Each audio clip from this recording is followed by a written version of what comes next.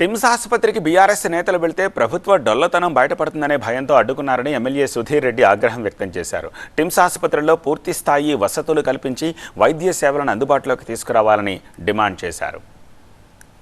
అక్కడ పోతే మీ డొల్లతనం అంతా బయటపడుతుంది, మీ తప్పులన్నీ కూడా బయటపడతాయి, అరకొర వసతులు ఉన్న సంగతి ప్రజలకు తెలుస్తున్న ఉద్దేశంతో ఇలా గౌరవనీయుల పెద్దల హరీష్ రావు గారు, మరి సబితా ఇంద్రారెడ్డి గారు, తలసాని శ్రీనివాస్ యాదవ్ గారిని, మరి మాజీ ఎమ్మెల్యే గారిని, మరి దాసోసు శ్రవణ్ గారిని, నన్ను, మరి మిగతా శాసనసభ్యులను అందరినీ కూడా ఎక్కడికక్కడ కట్టడి చేసి అక్కడ పోకుండా చేసిన ఘనత కూడా ఈ రాష్ట్ర ప్రభుత్వానికి.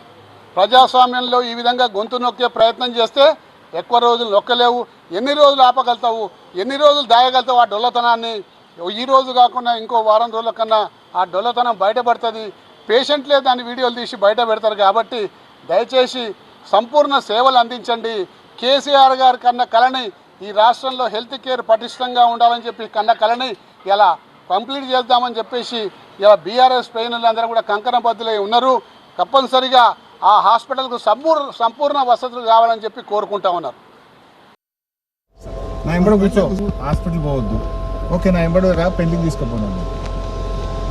హాస్పిటల్కి వద్దాను కదా, పెళ్లికి పోవడానికి నీకేం వచ్చింది? నా ఎంబడి రా, నేను హాస్పిటల్ పోతే ఆపు, నన్ను పెళ్లికి పోతా పోయి పెళ్లికి పోవడానికి నా ఎంబడి కూర్చో, నా ఎంబడి కూర్చో. దవాఖాన పోతే మీకు భయమైంది, మీ గవర్నమెంట్కు, రేవంత్ రెడ్డికి. దవాఖాన పోను, బండ్లో కూర్చో. ఆడికి పోతే దవాఖానలు అంతా డొల్లతనం బయటపడుతుంది, వీళ్ళ అంతా బయటపడుతుంది అని పోనిస్తలేరు. పోని మరి దవాఖాన పోను, భవన్ పోతా, తెలంగాణ భవన్ పోయి. ఏ రమణ గౌడ్ సాబ్ లీవ్లో పోయినావు, మళ్ళీ వచ్చినావు, అయిందా నువ్వు? మళ్ళీ వచ్చినావు లీవ్లో పోయి.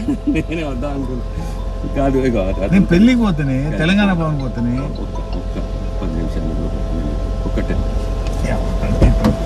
మాట